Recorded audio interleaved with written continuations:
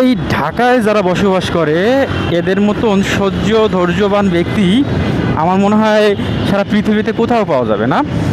মানে যার মতো ধৈর্য নয় সে ঢাকায় বসবাস করতে পারবে না। আসছিলাম বসুন্ধরা শপিং কমপ্লেক্সে একটা মাইক্রোফোন কিনতে, ডিজাইয়ের। আমি আগে যে মাইক্রোফোনটা ব্যবহার করতাম ওই মাইক্রোফোনটার নাম হচ্ছে ডিজিআই মাইক মিনি। তো ওইটা খুবই ভালো মানের একটা মাইক্রোফোন। আমি স্বাচ্ছন্দ্য বোধ করি মাইক্রোফোনটা ব্যবহার করে। তো মাইক্রোফোন কিনে কিছু কাজ ছিল, সেগুলো কমপ্লিট করে এখন বেরোচ্ছি। এই আর কি। কিছুদিন যাবত আমার কাছে মাইক্রোফোন ছিল না, যার কারণে নিয়মিত কোনো কন্টেন্ট আপলোড করতে পারতেছিলাম না। আর মাঝখানে গ্যাপ পড়তেছিল, 1 দিন 2 দিন এরকম করে গ্যাপ পড়তেছিল। তা এখন মাইক্রোফোনটা নিলাম, এখন থেকে নিয়মিত কন্টেন্ট আপলোড করব আশা করি। এই হচ্ছে চিন্তা ভাবনা। জ্যাম লেগে আছে এই ঢাকা শহরে, এইটাই একটা সমস্যা যে আপনি যত উপরে কি মেট্রো রেল একেবারে ভরে নিচ্ছে, মনে হচ্ছে যেন দাঁড়ানোর জায়গা নেই। তাও ভালো যে খুব অল্প সময়ের মধ্যে ঢাকার এক জায়গা থেকে আরেক জায়গায় পৌঁছানো যায়, এরকম জ্যামের মধ্যেও থাকা লাগে না। এই ব্যাপারটা খুব ভালো। মেট্রো রেল হওয়াতে বাংলাদেশের যে কতটা মানে ভালো হয়েছে, বা মানে ঢাকা শহরে যে কতটা সুবিধা হয়েছে, এটা একমাত্র যারা ঢাকায় বসবাস করে তারাই বলতে পারবে যে ঢাকায় কতটা সুবিধা হয়েছে। এখন জানি না এই ট্রাফিক কখন ছাড়বে, মনে হচ্ছে না খুব তাড়াতাড়ি ছাড়বে আর কি। জ্যাম ছেড়ে দিল, অনেক সময় পর্যন্ত জ্যামের মধ্যে আটকেছিলাম। এখন একটু স্বস্তি লাগতেছে, বাতাস গায়ে লাগায়। যাইব এখন কোন পথে যাওয়া যায়? হ্যাঁ, এটা দিয়েই যাব। কোথায় ডাকে? ডোগেশ ভাই ডাকতেছে পাশে। আবার জ্যাম। মানে এই একটা ব্যাপার আমার কাছে যে কি বলবো, মানে এত খারাপ লাগে যে ঢাকা শহরে আপনি একটা জিনিস মানে দেখবেন যারা স্থায়ীভাবে বসবাস করে এখানে, যে এই ট্রাফিক জ্যাম যে কতটা যন্ত্রণার একমাত্র তারাই বুঝতে পারে ঢাকায় যারা বসবাস করে।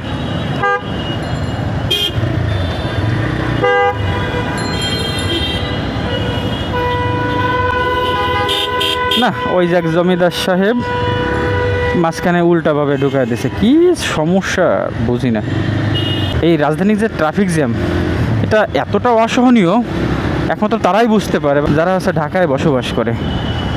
মানে 10 মিনিট পর পর, বা 10 মিনিট হয়েছে কি বলি, 10 মিনিট বেশি হয়ে যাচ্ছে, 2 মিনিট পর পর সামনে গিয়ে দেখা যাচ্ছে বিশাল এক জ্যাম লেগে আছে। মানে এটার সমাধান মনে হয় হবে না কখনো, আমার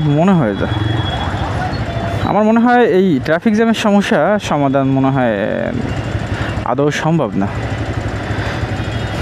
মাত্র একটা ট্রাফিক জ্যাম থেকে আসলাম, এই যে আবার শুরু হয়ে গেল। মানে এর কোনো শেষ সীমানা নেই। কত সময় বসে থাকতে হবে কে জানে। রাখলাম বন্ধ করে। উপরে দেখা যাচ্ছে মেট্রো রেল যে রাস্তা, এইটা আসলে ঢাকাবাসীর জন্য খুব উপকারে আসছে। কারণ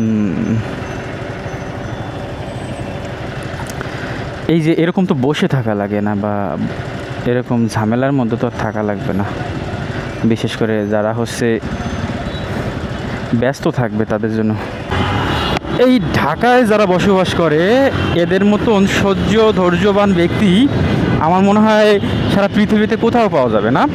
মানে এতটা পরিমাণে জ্যাম ঠেললাম পুরোটা সময় ধরে, মানে ধৈর্যের বাহিরে। মানে কি বলবো, মানে মানুষ মানে যার মতো ধৈর্য নয় সে ঢাকায় বসবাস করতে পারবে না। মানে এতটা পরিমাণে হচ্ছে জ্যাম এই শহরে। কিন্তু কী করা, এই শহরে কিছু থাকুক আর না থাকুক জ্যাম আছে সম্পূর্ণরূপে। আপনি এটা পাবেন, বিরক্তিকর যে পরিস্থিতি এটা আপনি পাবেন। আহারে, আমার বাম পাশে যাওয়া দরকার ছিল, ওই লেনটা বাইকাররা ইউজ করে বেশি।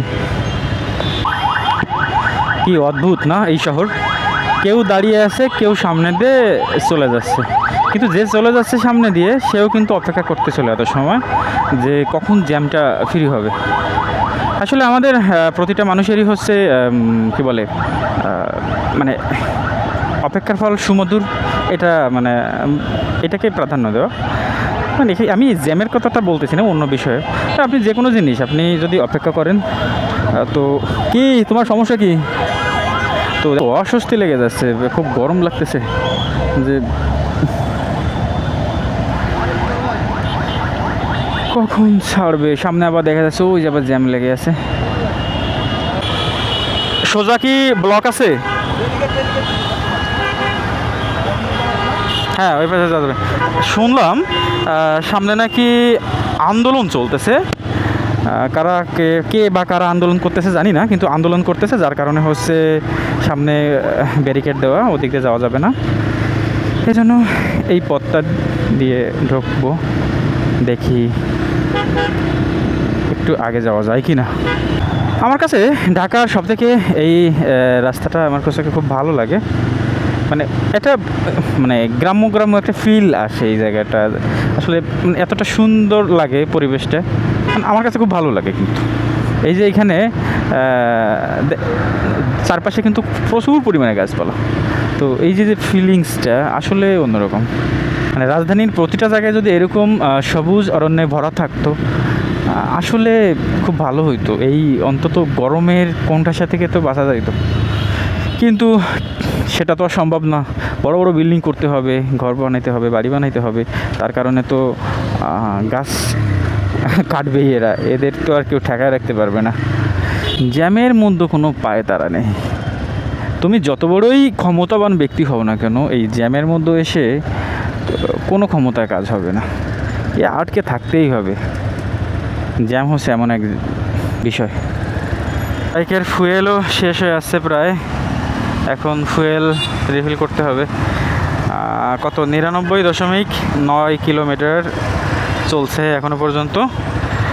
তো আমার রিজার্ভ ট্যাঙ্কিতে হচ্ছে বেশি চলতে বলতে আমার রিজার্ভ ট্যাঙ্কিতে হচ্ছে 2.2 লিটার তেল থাকে।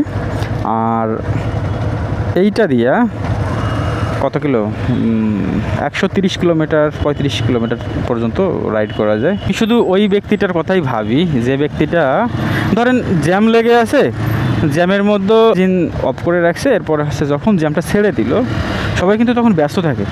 আর তখনই হচ্ছে যদি ওই ব্যক্তিটা ইঞ্জিন স্টার্ট দিতে গিয়ে যদি স্টার্ট দিতে না পারে, মানে তখন ভাবি জাস্ট মানে কেমন হয় পরিবেশটা।